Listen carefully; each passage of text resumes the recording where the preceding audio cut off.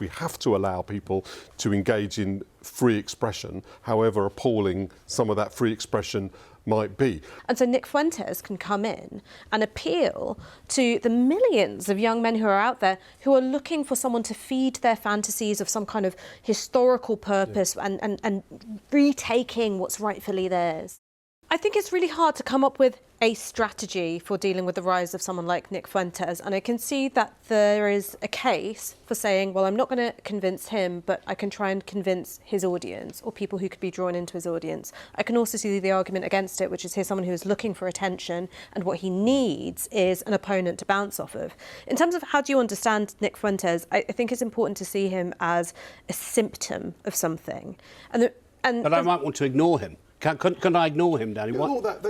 Ash is completely correct. It is a dilemma, but I made a choice, and you have to choose in the end. Do you take them on or do you ignore them? I don't think we retain the power to simply ignore people like that. I think he has got his own audience. He builds it up. He was recently interviewed by Tucker Carlson, another American YouTuber, I suppose you could call him, broadcaster, who gave him a very soft interview. So I think Piers Morgan was right to have him on to challenge him, and that he thinks he's getting the best of the argument by simply going, sure, I'm a racist, who cares about Hitler? But actually, I think it's a position he may not regret tomorrow, but he will in 10 years' time. I don't know. I think he's someone who's worked out the environment that he's in, and I think it's this. Being immersed in a digital world makes you more socially isolated, makes you worse at interacting with people in real life, makes you worse at forming relationships, makes you scared and resentful of the opposite sex. Completely unable to find the truth anymore. But not just that. You develop this real antipathy and hostility for the world. And you are isolated, and you are frightened, and you are hostile, and you feel hard done by. And so Nick Fuentes can come in and appeal to the millions of young men who are out there who are looking for someone to feed their fantasies of some kind of historical purpose and retaking what's rightfully theirs. I think that's a very articulate way of describing how this comes about. But I think there's a value in all of us knowing who Nick Fuentes is. There's a danger in it too, because there's a danger that you push him into the mainstream. But we do have to understand this development online and on the American right. It's profoundly dangerous to our security, to our social stability, and we need to know about it. We need to understand it. So, there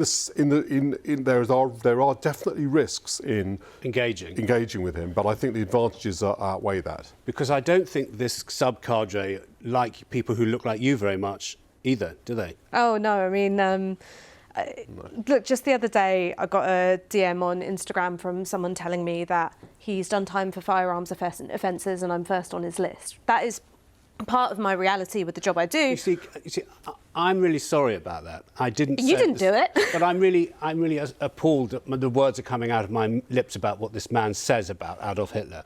And I just want to say that. I'm sorry about it. Thank you. Can you report the person who said that to the relevant platform? Is it going to do any good? On the relevant, what would you do, Danny? On the relevant platform, I mean, on X, nothing happens. On Instagram, sometimes stuff does. And I've made a decision that I don't want to engage with this stuff for any longer than I have to. And maybe that's irresponsible. For me, the key point is this, which is that we need to be able to have honest conversations with people, and honest conversations with people about loneliness, honest conversations with people about resentment. You've been threatened. This is the point I'm trying to... Yeah, and it sucks, but I don't think the person who did that is leading a happy life. Should we be banning more speech? So I certainly think threatening people with a gun should be a banned form of speech. He couldn't take me in real life. Taunting me about the Holocaust should not be a banned form of speech unless it goes beyond a certain form of... unless it breaks the law in certain very distinct and limited ways, because we have to allow people to engage in free expression, however appalling some of that free expression might be. Would I, if I was running an organisation, choose to monetise it in the way that Elon Musk is? No, I wouldn't. But that's a different discussion from the law. Because, Nick, you were on with Jacob Rees-Mogg, I think, on this question about the Vine case versus Joe Barton. and he was saying we're too quick to prosecute people who tweet nasty, hatey words. Yes, very much so. But to be fair to Jacob Rees-Mogg, we were not talking about this level of what Nick Fuentes said. So I wouldn't want to presume what Jacob Rees-Mogg would be. We mustn't presume what Jacob Rees-Mogg says, ever. But do you think this is a good fault line in politics at the moment? Nasty, hurty words, it's a thing the left are obsessed about. Come with me to the right, and I'm a truth... What we mustn't make a mistake of doing is to say, because we may think that what Joey Barton said, for example, shouldn't be illegal, that it wasn't appalling, right? So maybe what Nick Fuentes says shouldn't be illegal, but it still should ostracise him from any kind of reasonable discourse. And I hope the right in America takes that point. Talking about a fault line, the Republican Party is deeply divided on this. So big people like Mitch McConnell and Ted Cruz, they condemned Tucker Carlson for that soft interview and some of the really serious stuff that Tucker Carlson said in that interview. Donald Trump, of course, had dinner with Nick Fuentes at Mar-a-Lago in 2022. That doesn't mean he's endorsing him on this, and he declined to criticise Tucker Carlson for that interview. The thing is that we're all talking about the law. There's another thing we need to talk about, which is money.